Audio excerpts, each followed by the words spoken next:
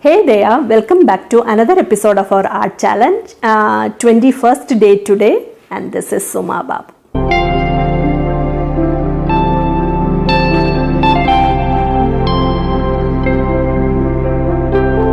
Still life painting is a great way to learn how to create 3D forms.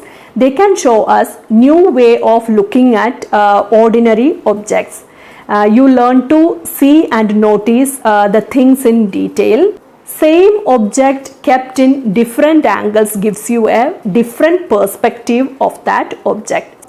So we have to understand the concept of perspective while painting a still life to produce a convincing painting. So these still life objects won't move, so that you can take your own time. Painting a live object will give you a different experience than that of referring a photograph. Here we have to train our eyes to see the things in particular manner. So for doing such sort of painting, you have to use many different skills. You can arrange any ordinary object to create a still life setup. Start with any single object. Later on you can do a group of objects to create a still life setup. Today I have painted a pencil for our art challenge.